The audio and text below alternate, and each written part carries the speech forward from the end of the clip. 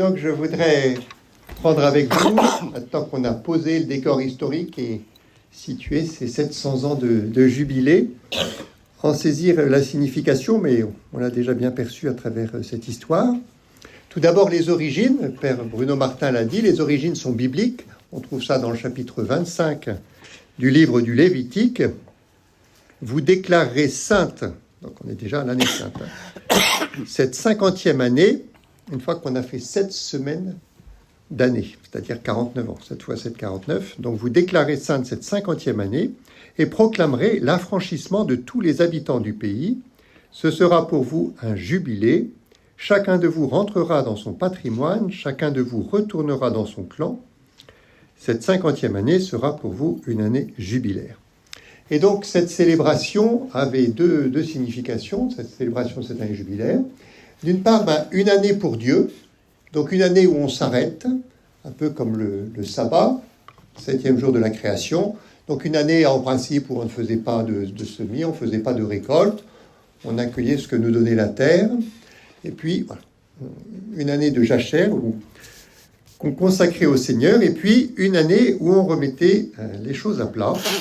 Et entre autres, par rapport aux propriétés, il y avait même un système de calcul quand on achetait un terrain, si c'était un terrain familial, eh bien, on l'achetait en fonction du nombre d'années qui restaient avant le jubilé, parce que si c'était très longtemps, on allait en profiter 40 ans, mais si c'était pas longtemps, on allait en profiter que 2 ans, et dans ce cas-là, on l'achetait pas cher du tout.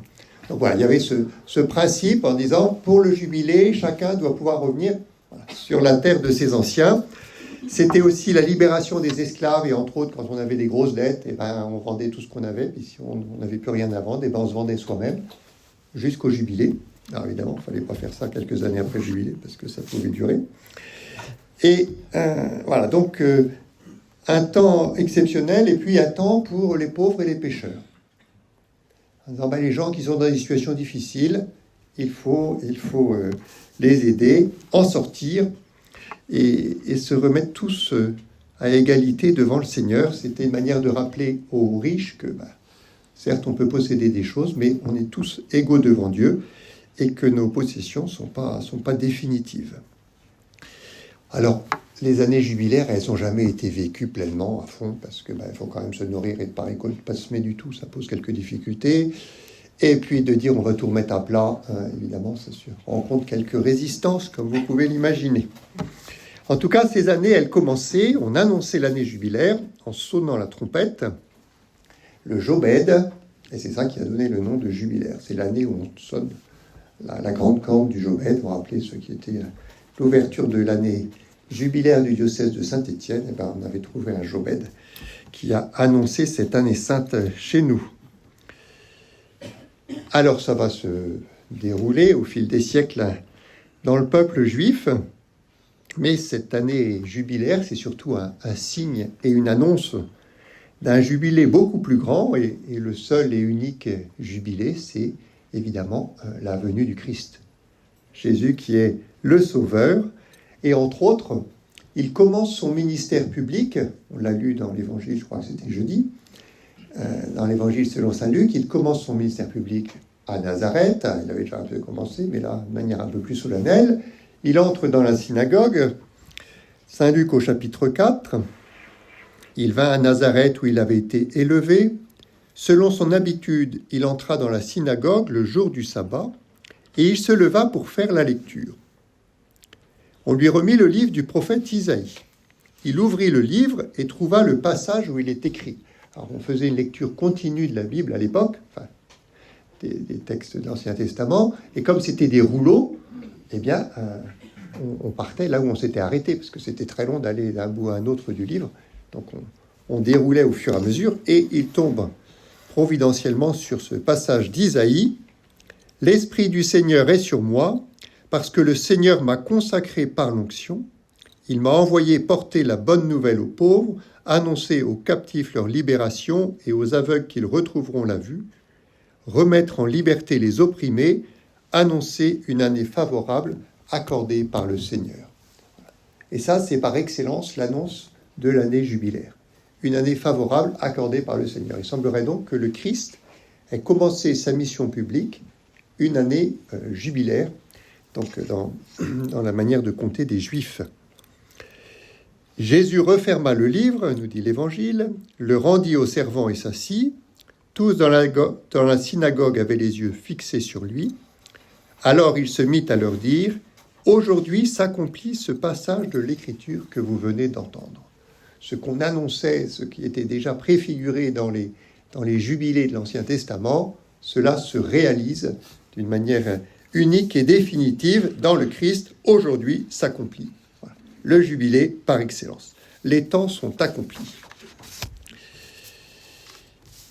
Et donc, voilà, jubilé fondamental, c'est le Christ, c'est-à-dire c'est le sauveur de tous les hommes, et il vient proposer, inviter chacun à découvrir l'amour de Dieu et à y répondre par la foi, par l'espérance et par la charité. Alors, si l'on regarde maintenant de manière plus précise, quels sont les ingrédients de ce jubilé, d'un jubilé ou d'une année sainte, et en particulier celui de 2025. Tout d'abord, le Père Bruno l'a dit, à partir pas les tout débuts, mais ces derniers siècles, les jubilés ont pu avoir un thème spécifique. Entre autres, on pense à celui de la réconciliation qui avait été particulièrement marquant en 75. Le jubilé de l'an 2000, vous vous rappelez? Le thème du jubilé de l'an 2000, le Christ, hier, aujourd'hui, demain ou à jamais, voilà, pour toujours. En disant, c'est les 2000 ans de l'incarnation. Oui, il y a une place ici. C'est les 2000 ans de l'incarnation, voilà, et donc qu'on se remette devant le mystère de Jésus le Sauveur d'une manière toute spéciale. Le jubilé 2025, vous en connaissez déjà le thème, c'est une citation de l'Épître aux Romains au chapitre 5, verset 5. « L'espérance ne déçoit pas, car l'Esprit Saint a été répandu dans nos cœurs. » C'est important de voir la deuxième partie. Voilà, pourquoi est-ce que l'espérance déçoit pas? C'est pas parce qu'on a beaucoup d'espoir et qu'on est très optimiste, mais c'est parce que l'Esprit Saint a été répandu dans nos cœurs. Et on voit combien aujourd'hui ce thème de l'espérance est un thème certainement essentiel et providentiel pour notre époque. Quels sont les éléments de ce jubilé? Donc le premier élément, le plus fondamental, c'est évidemment de remettre sans cesse Jésus au centre de nos vies. Et donc, en particulier avec les jubilés ordinaires, comme le nôtre, 2025 ans de la naissance de Jésus. Et même si on sait que le moine Denis le Petit, donc, qui a calculé notre calendrier actuel au VIe siècle, n'avait pas tous les éléments historiques dont on dispose aujourd'hui. Et entre autres, depuis, on sait que Hérode le Grand, qui est mort, voilà, dont on connaît les actions au moment de la naissance de Jésus et les massacres des innocents, Hérode le Grand est mort en -4 avant Jésus-Christ. Donc Jésus est né un petit peu avant son ère. Voilà. Mais après, c'est la date qui est la nôtre, même si historiquement, il y a quelques ajustements. Il y a dû naître entre -4 et -6, -7. On a des choses plus précises pour sa mort, parce que là, les évangiles donnent beaucoup plus d'éléments. Et c'est quoi, 6 avril 30 6 avril 30, 6 avril 30 qui est la date la plus plausible, même si on n'a pas le journal du jour.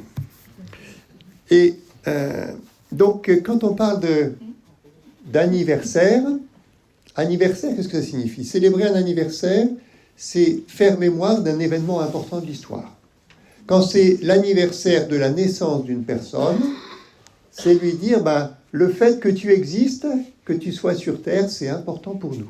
Hein? Et moi, j'aime beaucoup célébrer les anniversaires. Enfin, je trouve ça, de dire à quelqu'un, et ce jour-là, on va lui dire qu'on l'aime, on va lui dire qu'elle compte pour nous. Je suis souvent frappé parce que les gens disent tout le bien qu'ils pensent de leurs proches le jour de leurs obsèques. Mais c'est dommage parce qu'il n'est plus là pour l'entendre. Et donc, si on profite des anniversaires pour dire ce qu'on reçoit de beau de l'autre, eh bien, ça donne toute la signification. Alors évidemment, quand c'est l'anniversaire de Jésus, c'est l'événement fondamental de l'histoire. Hein, et d'ailleurs, notre calendrier le signifie.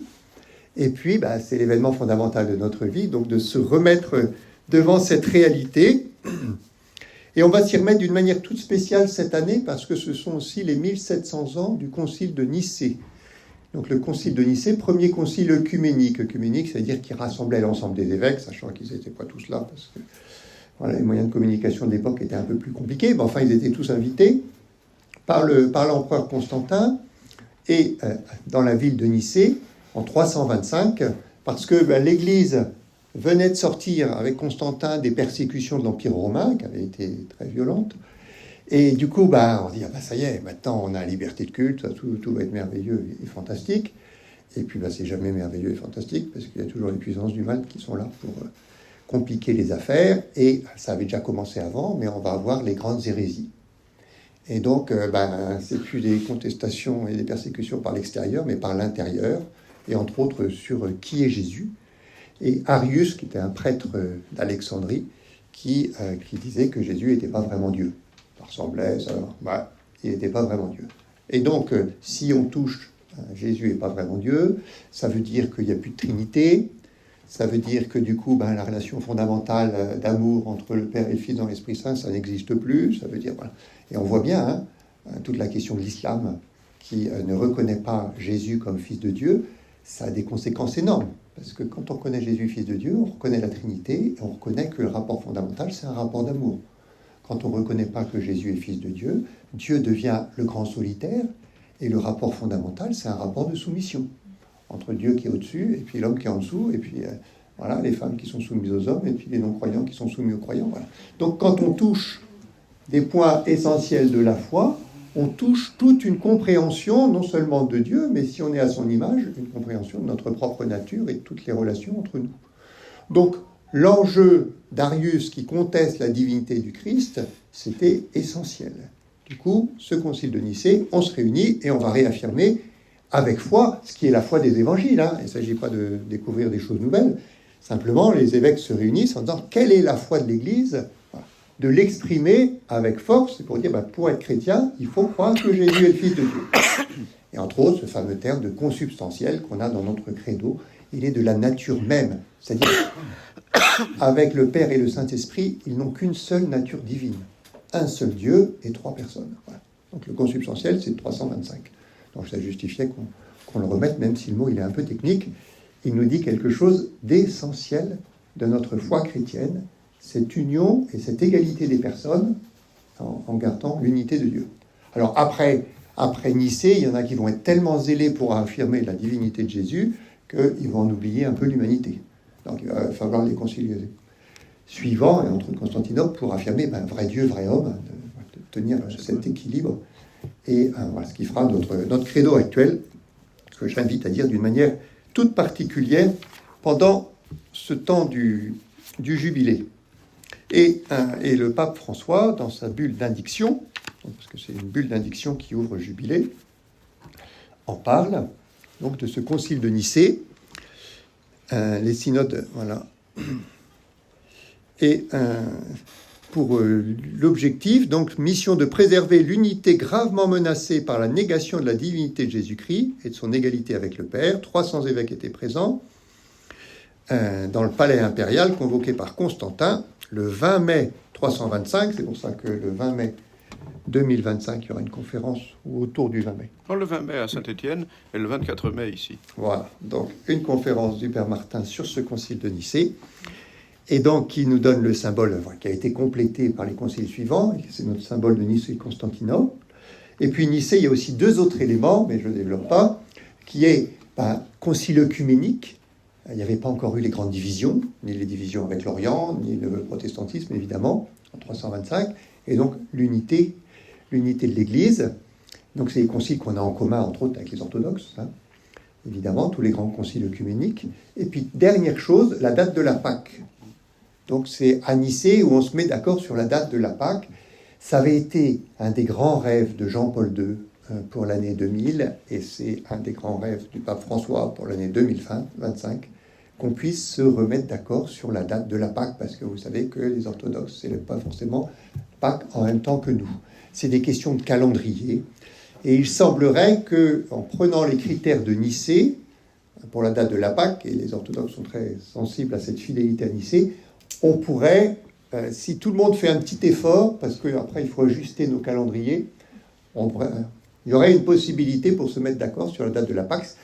Ça arrive une fois de temps en temps. En 2025, c'est une année où on célébrera tous la Pâque ensemble. Mais ce n'était pas arrivé déjà depuis plusieurs années. Et peut-être qu'un jour.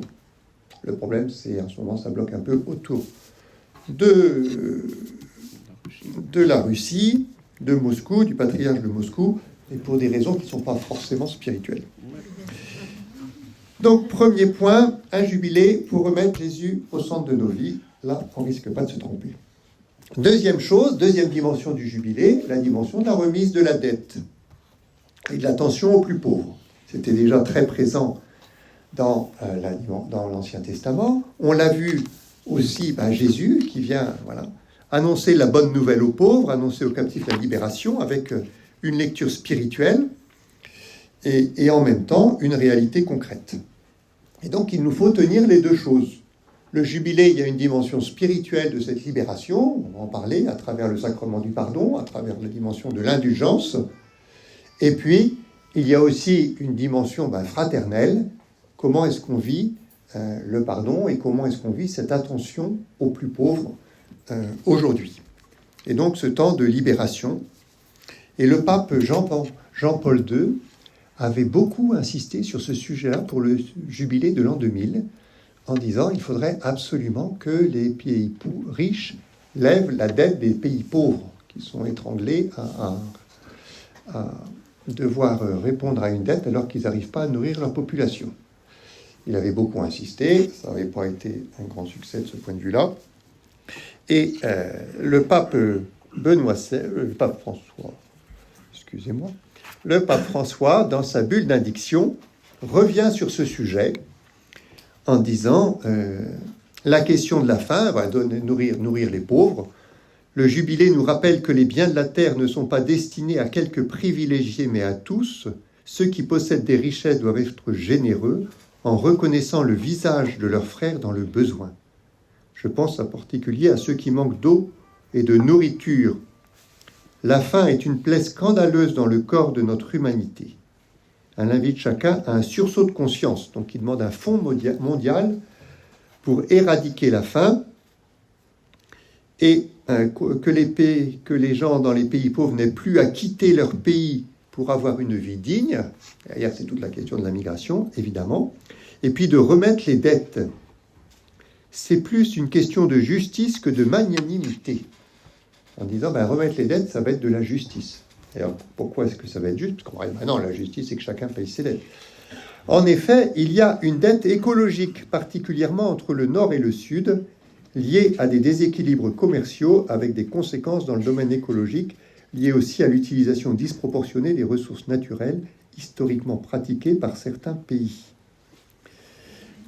Et donc, en disant, pourquoi est-ce qu'on est si pauvre aussi dans les pays du Sud? C'est peut-être aussi que nos manières de vivre dans l'hémisphère Nord et en Occident a quelques conséquences. Et donc, si nous voulons vraiment préparer la voie à la paix dans le monde, engageons-nous à remédier aux causes profondes des injustices, apurons les dettes injustes et insolvables et rassasions les affamés. Programme du pape François pour le jubilé 2025. Pareil, c'est probable qu'on n'arrivera pas au terme, mais s'il y a des pas qui sont faits, et on connaît sa ténacité pour avancer. Et puis ce jubilé, c'est aussi, quand on parle de moment de réconciliation, c'est aussi un regard sur le passé. Alors, et puis une attention aux plus pauvres. Et le pape François, pareil, insiste beaucoup sur ces questions-là, en disant, ce jubilé, comment on va redonner la joie de vivre. Jubilé, c'est bien à la joie de vivre, car l'être humain, créé à l'image et à la ressemblance de Dieu, ne peut pas se contenter de survivre ou de vivoter, de se conformer au présent en se laissant satisfaire de réalités uniquement matérielles. Celle-ci enferme dans l'individualisme et érode l'espérance, en générant une tristesse qui se niche dans le cœur et le rend aigre et intolérant. Ça, c'est bien du pape François. Et donc, face à cet individualisme, donner des signes tangibles d'espérance pour les frères et sœurs qui sont dans des conditions de détresse. Alors, il parle des détenus et de leur réinsertion, il parle des malades à la maison ou à l'hôpital, il parle des jeunes, Il parle des migrants, des personnes âgées, des milliards de pauvres, en disant, ben voilà, cette espérance, comment est-ce qu'on va la partager avec ceux qui ont particulièrement des difficultés à la vivre.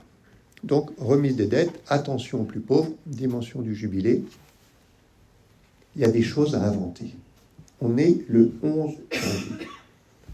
On a un an devant nous. Eh bien, écoutons ce qui se passe dans nos cœurs. Comment est-ce que concrètement, personnellement, comment est-ce que en groupe, en paroisse, voilà, on peut vivre quelque chose de cette dynamique du jubilé. Ensuite, troisième ingrédient, après Jésus-Christ au centre, la remise des dettes et l'attention plus fort. Le troisième, c'est le pèlerinage. Donc, le père Bruno Martin l'a dit, l'origine, c'était le pèlerinage en Terre Sainte. Et si on allait en Terre Sainte, si on allait défendre les dieux, soutenir les chrétiens en Terre Sainte, eh bien, on avait l'indulgence plénière, débarrassée, libérée de toutes ses fautes et de toutes les conséquences de ses fautes, y compris dans l'au-delà, donc les peines temporelles liées donc au purgatoire.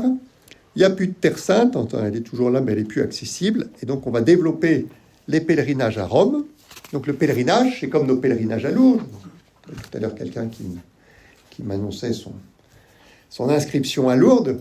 Voilà, les pèlerinages, je quitte chez moi et je me mets en route et je donne du temps à Dieu et j'avance avec d'autres.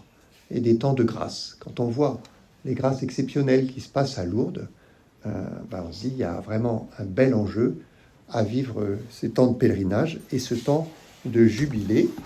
Le pape François en parle dans sa bulle. Voilà, le pèlerinage est un élément fondamental de tout événement jubilaire. Se mettre en marche. Alors, le pèlerinage à pied, très propice, c'est vrai que c'est un peu loin, à la redécouverte, et Rome un peu plus encore, à la redécouverte de la valeur du silence, de l'effort, de l'essentiel dans la ville de Rome. Voilà. Et donc, cette dimension, on se met en route. Toute notre année peut être conçue comme un pèlerinage. Et je vais y revenir, c'est-à-dire peut-être ce temps où on prend un peu de recul sur sa propre histoire. Où est-ce que j'en suis ? Le jubilé, ça s'inscrit dans le temps. Tous les 25 ans, tous les 50 ans, tous les 100 ans, tous les siècles. Par exemple, le temps, les journées succèdent, et si on ne prend pas le temps de s'arrêter, on risque d'avoir toute sa vie qui passe en disant j'ai été mené par les événements, j'ai pas mené ma propre vie parce que il fallait faire ça, puis après il fallait faire ça, et j'ai pas réfléchi.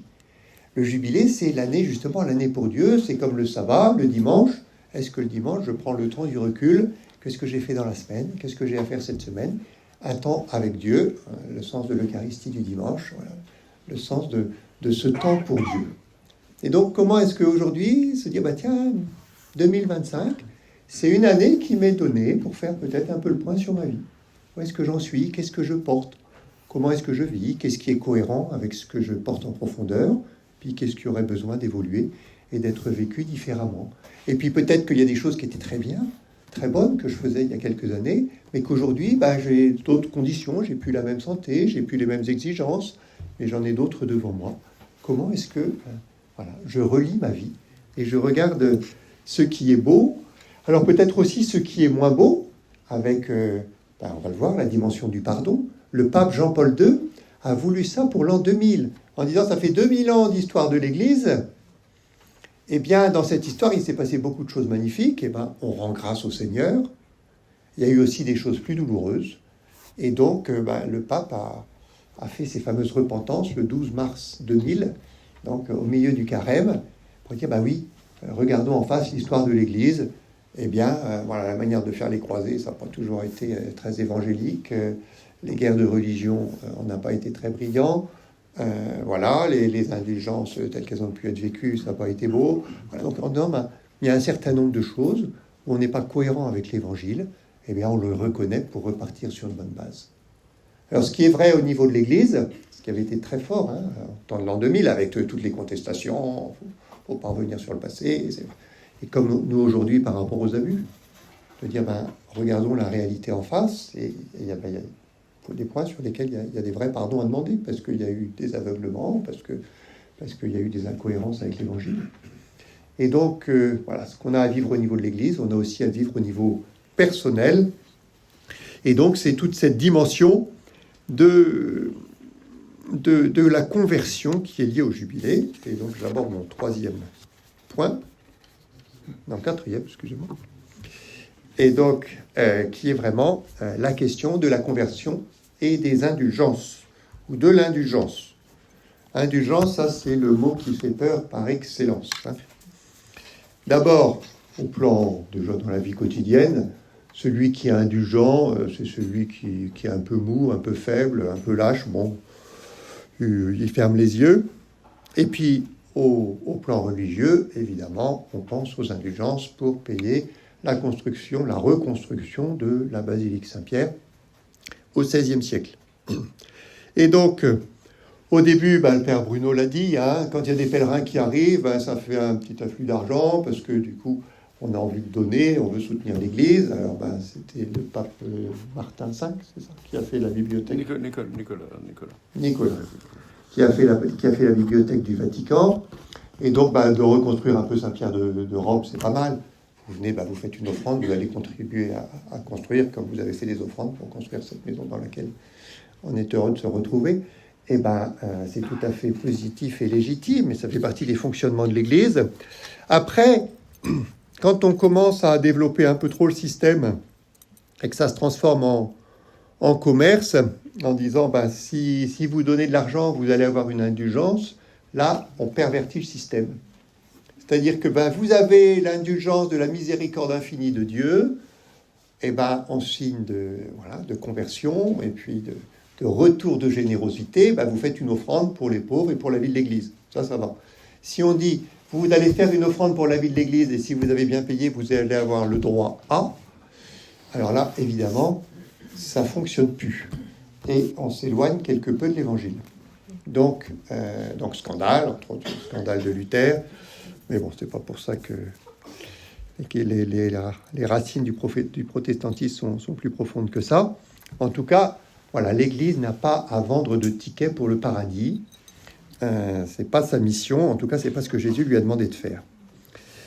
Et d'où la nécessité de clarifier les choses. D'ailleurs, ça a été très clair avec le concile de Trente qui a suivi, qui a remis du bon ordre à tout cela, en disant que les indulgences ne pouvaient pas être achetées. C'est le principe de base.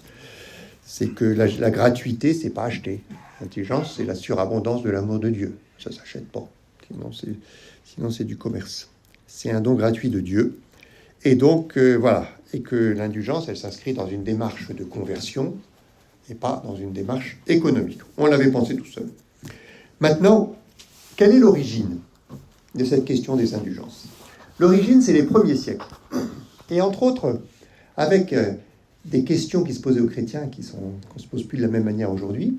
Donc, du temps des persécutions de l'Empire romain, globalement, les chrétiens pouvaient vivre paisiblement. Il y avait même des églises construites et autres. Mais il y a eu des moments de grande persécution. Et il y en a eu quelques-unes très violentes, surtout vers la fin. Et comme toujours, parce que quand on produit des martyrs, ensuite il y a des grâces de conversion et ça a permis de libérer l'Église de cette terrible épreuve. Mais donc ces persécutions, pendant la persécution, si en étant chrétien, je risquais de perdre tous mes biens, d'aller en prison, d'être mis à mort, je suis père de famille, comment est-ce que qui va s'occuper de mes enfants, tout ça, voilà.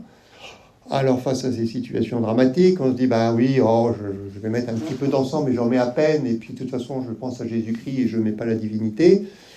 Et voilà, mais à côté de ça, il y en a d'autres qui ne mettent pas d'encens, parce que il fallait mettre de l'encens aux idoles pour montrer qu'on n'était pas chrétien, parce que le chrétien, il n'adore que Dieu, donc il ne met l'encens que devant Dieu.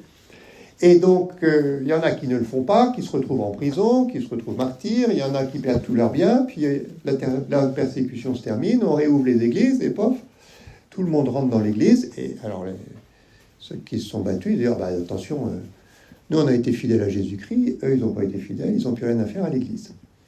Donc qu'est-ce qu'on fait ? Alors, on va mettre en place des pénitences. Vous avez été infidèle, donc vous avez un temps de pénitence. Alors on va avoir des pénitences assez lourdes. Et donc vous allez aller à pied à Jérusalem, pieds nus à l'occasion, vous allez... oui, mais je peux pas, ma santé, ma famille, ça va être difficile.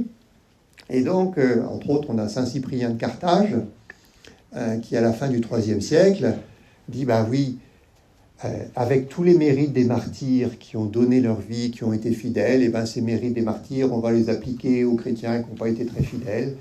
Et c'est l'échange des dons dans l'Église, et du coup, on va alléger leur pénitence parce que les martyrs ont donné leur vie avec Jésus pour les pécheurs, et y compris pour ces pécheurs-là. Donc on adoucit les pénitences et on met en commun les mérites de l'Église. Et puis ça va se développer, entre autres parce qu'on va développer la confession, et entre autres la pénitence tarifée, avec, entre autres c'est les moines irlandais qui avaient, en fonction des péchés, il y avait des tarifs, et alors il y avait des références, des référentiels plus ou moins exigeants. Donc voilà, donc on pouvait se retrouver avec des choses terribles à faire, comme aux États-Unis, quand on a 300 ans de prison devant soi, eh bien on va avoir du mal à les faire tous. Et bien là, c'était la même chose. Donc face à ces pénitences trop lourdes à porter, eh bien, on va avoir le système des rédemptions qui est un peu inspiré du système germanique. Et donc, je vais transformer, c'est un prêtre ou c'est l'évêque qui le fait, ma pénitence en autre chose. Et donc, ça peut être dans des œuvres de charité, et donc là, on va arriver aux offrandes. Ça peut être dans des pèlerinages, ou ça peut être de différentes manières. Et puis aussi, il y a des moines qui prient, qui font pénitence, ça ne leur sert pas à grand-chose. Eh bien, si moi je soutiens le moine et que je lui donne un peu ce qu'il faut pour vivre, eh bien, sa pénitence, il pourrait faire la pénitence pour moi. Donc, sympathique. Et puis voilà, donc il y a un certain nombre de choses comme ça qui se mettent en place, avec une bonne idée au point de départ, et puis comme toujours, ces systèmes-là, ça évolue pas toujours d'une manière très juste. Et donc, on peut en arriver assez vite à faire des comptes, et puis à trouver puis il y a les filous qui trouvent la bonne porte.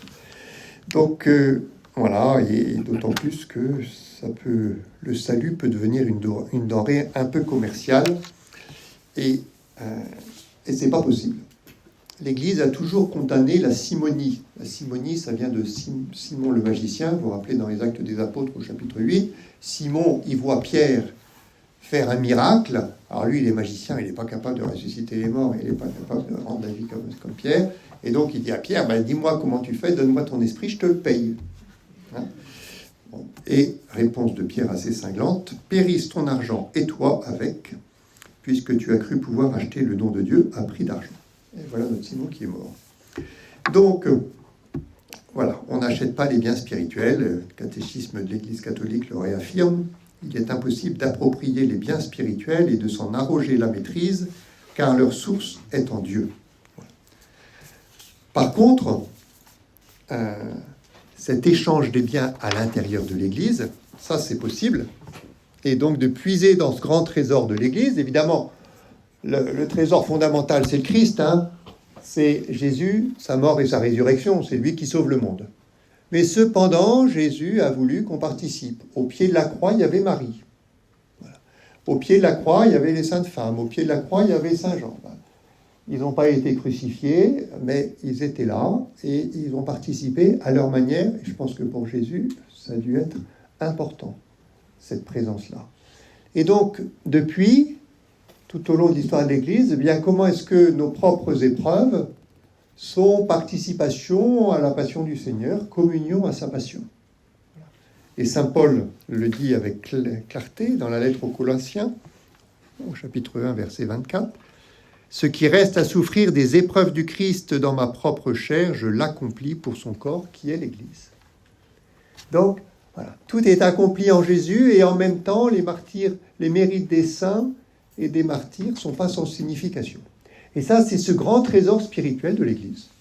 Et donc, quand quelqu'un dans l'Église fait du bien, ça profite aux autres. Quand quelqu'un fait du mal, ça déprofite aux autres. Voilà, ça abîme les autres. Et donc, penser indulgence, penser réconciliation, c'est s'inscrire pas seulement dans ma petite vie individuelle à essayer de gérer tout seul, mais m'inscrire dans le grand mystère de l'Église, avec cet échange des biens spirituels, cette communion des saints, donc pas seulement ce qui se passe dans les saints au ciel. Communion des saints, c'est communion de tous les sanctifiés, c'est la communion de tous les baptisés. Nous sommes tous baptisés, nous appartenons à cette communion des saints et nous bénéficions des grâces des autres voilà, de la sainteté des autres. Et comme de la même manière, on est sali par le péché des autres. Mon péché salit les autres. Voilà. Et salit le corps tout entier. Mais voilà, ce qu'on peut faire de bien embellit le corps de l'Église. Et donc, l'indulgence se situe dans cette dynamique-là d'échange des biens spirituels, où on n'est pas seulement des consommateurs du salut. Jésus nous a acquis le salut, on en profite bien, mais on participe. Voilà. Si quelqu'un veut venir à ma suite, qu'il prenne sa croix et qu'il me suive chaque jour. Participation au salut du Christ.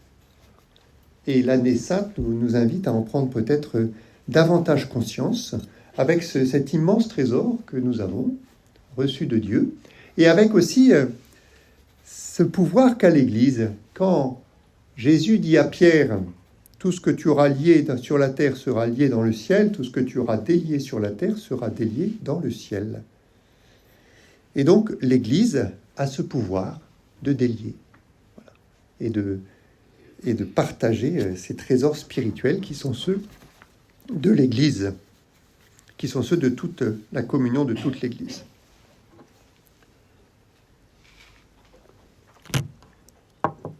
Et c'est justement cette grâce de jubilé, cette grâce de l'indulgence qui est plus large que le sacrement de la réconciliation, la grâce de l'indulgence jubilaire. Alors, il y a eu différents termes, on a parlé les indulgences. Alors c'est sûr que quand on compte les indulgences, ça veut dire qu'on est dans une logique un peu de comptabilité, une indulgence de 20 jours, de 200 jours, de 300 jours, voilà.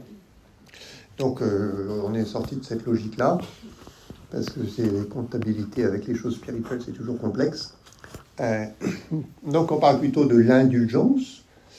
Elle est plénière si on est capable de l'accueillir complètement, mais ça veut dire qu'on est dans la détestation de tout péché, voilà, et tout amour du péché, donc ce qui est quand même pas très simple comme situation,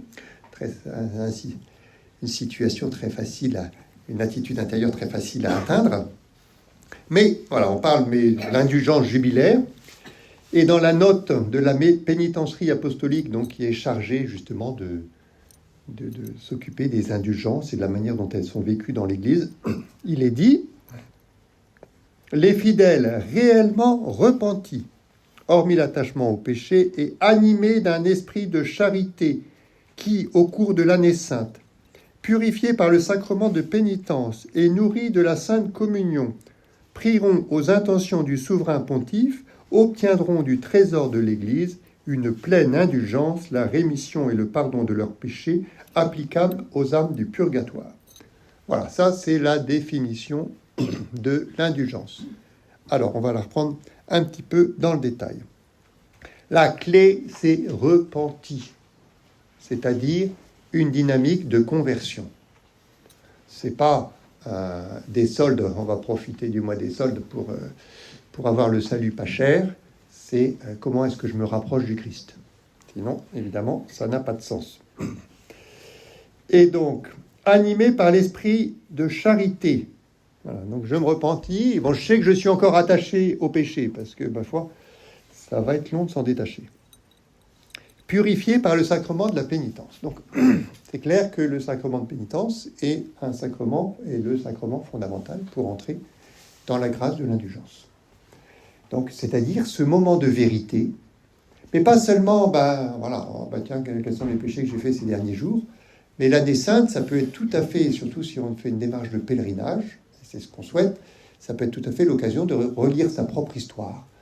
On peut traîner des boulets, des choses qu'on a accumulées au fil des années, des choses qu'on regrette, qu'on peut regretter gravement. Eh bien, je viens présenter cela au Seigneur. Et je viens en demander la purification. Donc, s'il n'y a pas tout ce travail intérieur en demandant, Seigneur, mais montre-moi ma vie, montre-moi ce qui m'empêche de vivre, montre-moi les chaînes spirituelles dans lesquelles je suis encore pris. Voilà.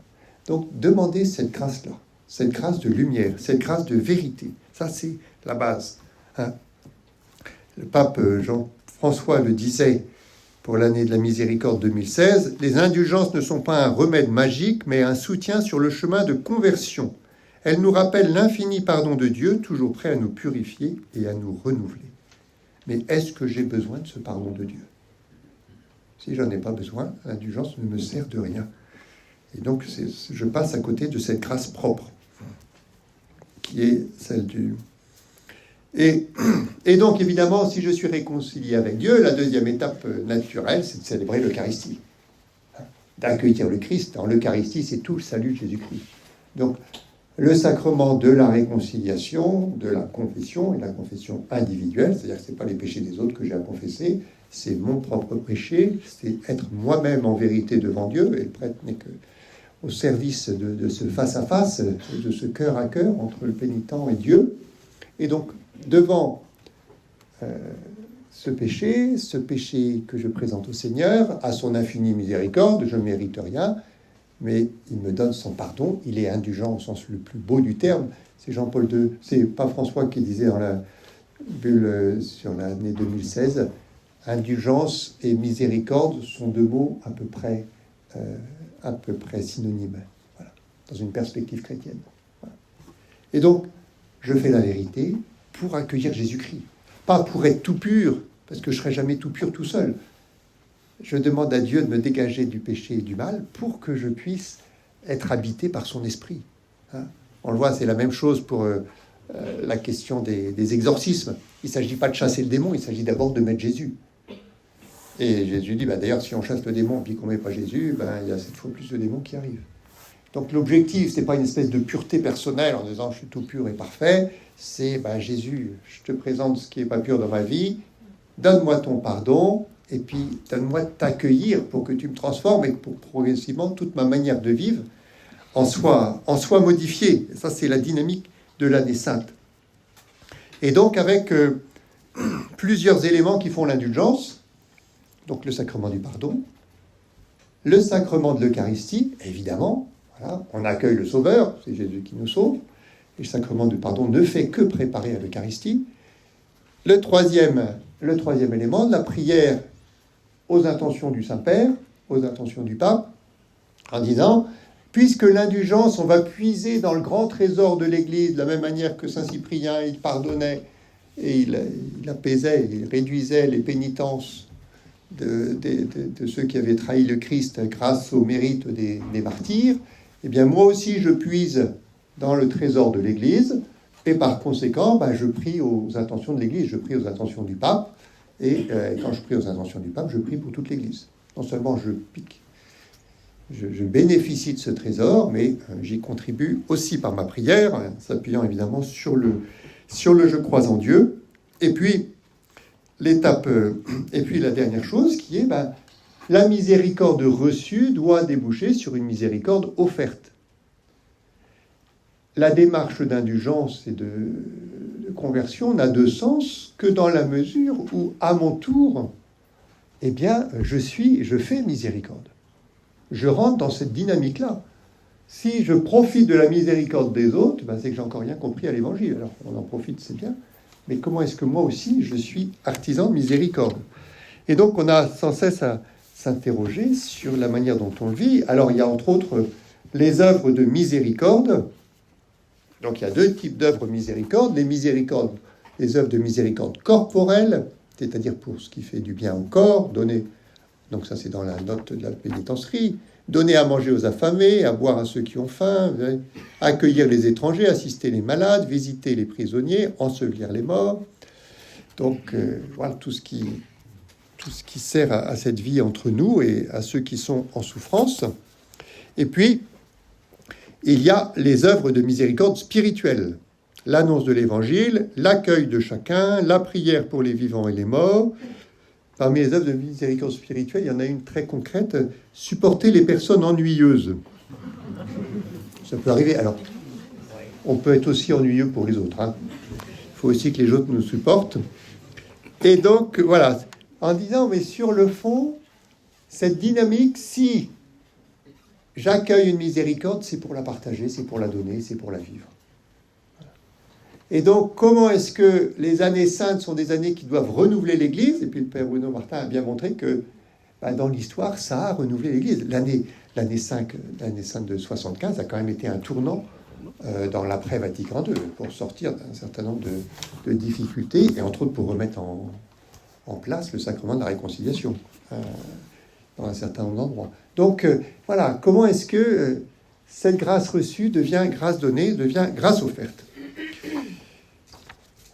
Avec, non seulement pour soi, mais aussi pour les défunts. On l'a vu dans notre définition. Pleine indulgence, rémission pour les péchés, applicable aux âmes du purgatoire. C'est un point important qu'il ne faut pas qu'on perde, dont Martin a été au sanctuaire de Montligeon, et donc avec un lieu, cette attention toute spéciale aux âmes du purgatoire. Je pense qu'aujourd'hui, l'Église, il y a un enjeu énorme autour des défunts. On voit les enterrements, on voit les questions du deuil, les questions de souffrance. Qu'est-ce qu'on fait pour nos défunts? Alors, on peut faire des stèles, on peut faire un tas de choses, on peut garder leur cendre sur la cheminée, enfin bon, on n'a plus le droit, mais c'est-à-dire, voilà, on peut faire des choses païennes, ou on peut faire des choses chrétiennes. Et par rapport à ces défunts, de dire, voilà, des gens dont j'ai beaucoup reçu, est-ce que je peux aussi contribuer à leur passage vers la vie éternelle? On a un peu trop tendance à dire, il est mort, il est au ciel. Les choses ne sont pas automatiques. D'abord, il a cette liberté. Dieu n'impose à personne le ciel. Et si on l'a refusé toute sa vie, voilà, on peut le refuser définitivement. Ça s'appelle l'enfer. Et puis, ce que je souhaite pour personne, évidemment. Et puis, mais même si on veut accueillir Dieu, je suis pas pur, je suis pas prêt, je suis pas. Non. Puis en se voyant devant Dieu, on est absolument indigne. Et donc, il y a besoin d'un temps de purification. Le purgatoire, c'est pas une catastrophe, c'est une nécessité pour que le ciel, ça se passe bien. Parce que si chacun arrivait avec ses tensions, ses haines recuites et ses jalousies, eh bien, ce serait compliqué là-haut. Donc, on a besoin de tout ce temps de purification. Et donc, ce qui nous précède, c'est les questions des intentions des messes. Voilà, on applique à nos défunts. C'est-à-dire, il y a cette solidarité, la communion des saints, elle est aussi là. Alors, je peux donner à ceux qui me précèdent. Voilà. Par la prière, je peux les confier. Je peux les confier au Seigneur, je peux les confier à la Vierge Marie. Et puis, je peux vivre la grâce jubilaire pour eux. Donc, moi, je vous conseille, vous la vivez pour vous, parce que, voilà, charité bien demandée commence par soi-même, c'est pas dans l'Évangile, ça. Mais, en tout cas, voilà, mais qu'on vive cette grâce, c'est normal, puisque c'est une grâce de conversion, ça va nous aider sur notre chemin. Mais ensuite, vivez-la. En plus, ceux qui habitent à Montbrison, vous êtes sur les lieux, profitez-en.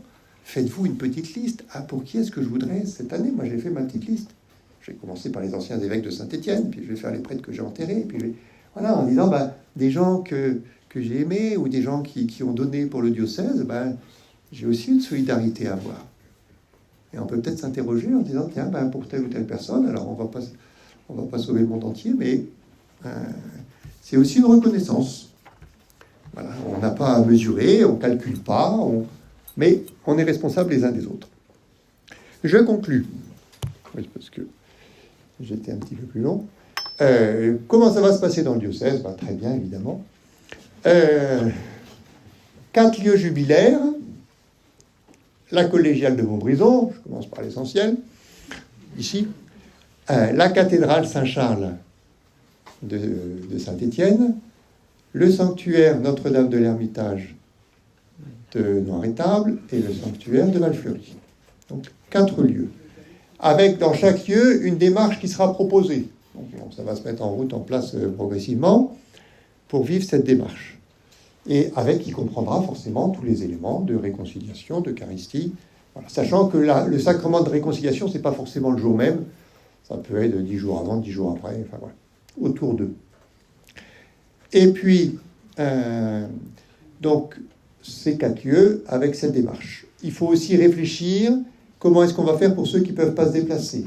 Pour les malades, pour les prisonniers. Voilà. Donc là, il y a toute une réflexion qui va être menée avec la pastorale de la santé pour qu'ils puissent aussi vivre cette grâce jubilaire.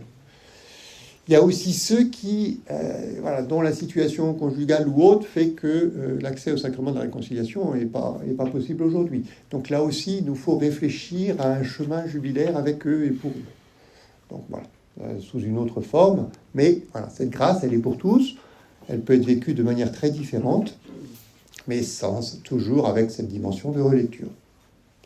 Donc ça va être tout au long de l'année. Donc avec la grâce dans les 4 lieux, dans des lieux en fonction des personnes qui ne peuvent pas se déplacer, et puis il y aura aussi la grande grâce jubilaire qu'on va vivre, qu'on va proposer dans notre fête diocésaine. Vous avez tous bloqué sur vos agendas le 12 octobre 2025, Parc Expo, tout le diocèse est rassemblé, messe unique, vous avez même bloqué la veille parce qu'il va falloir préparer. Et donc, et puis même bloqué plusieurs semaines avant pour certains, parce que je crois qu'il faut 1000 personnes dans la préparation. Petit à petit, là, on est à 20, puis on va passer à 50, puis on va passer à 500, puis on va être à 1000 dans les jours qui précèdent. Donc, voilà, bloquez votre agenda. Allez pas me dire que vous partez en vacances la première semaine d'octobre, les 2 premières semaines d'octobre, parce que je le prendrai mal. Et puis, donc, cette grâce jubilaire, on va pouvoir la vivre dans l'année sainte, dans la fête, voilà, rassemblement du diocèse. Donc, sur ce thème de l'espérance, plus largement, évidemment, c'est tout le chemin de l'Église sur cette nouvelle annonce de l'Évangile. La fête diocésaine, elle est dans cette dynamique-là, partager notre espérance, c'est pour ça que les choses sont complètement accordées. Et avec les fraternités jubilaires, les fraternités espérance, on va proposer à tous les chrétiens du diocèse, donc à commencer par chacun d'entre vous, et de vivre 2 temps de rencontres de fraternité pendant le temps du carême, 2 pendant le temps pascal, peut-être en plus une supplémentaire au mois de septembre pour les meilleurs, et puis pour ceux qui ont compris, évidemment, on faudra continuer derrière. Et donc ces fraternités, pas seulement avec des gens qu'on connaît bien et qu'on aime bien, mais des fraternités pour inviter d'autres. Aujourd'hui, on sait qu'il y a une soif immense de Dieu, de vie spirituelle. Il y a un renouveau qui est en cours. Maintenant, c'est à nous d'agir, quoi. Un renouveau du XVIIe siècle avec un Philippe Néri, il ne s'est pas fait tout seul, mais il s'est fait. C'est le Seigneur qui a fait, mais il y avait aussi une vraie réponse. Donc, voilà, ça c'est notre année sainte. Vous avez un petit dépliant, mais vous l'avez déjà tous, plus ou moins. Oh, ciel. Bon, on va rattraper ça. Donc, vous aurez en sortant, qui donne, voilà, la lettre pastorale, en gros, elle est un peu plus complète, mais les éléments principaux, et puis le chemin de cette année sainte. Et puis ensuite, ce sera à vivre avec chacun d'entre nous. En tout cas, c'est un beau temps de grâce qui nous est offert. De la même manière qu'il y avait une vraie joie à Nazareth quand Jésus dit une année de grâce, voilà, qui s'ouvre, c'est une année de grâce qui s'ouvre pour nous. Alors, accueillons-la et vivons-la.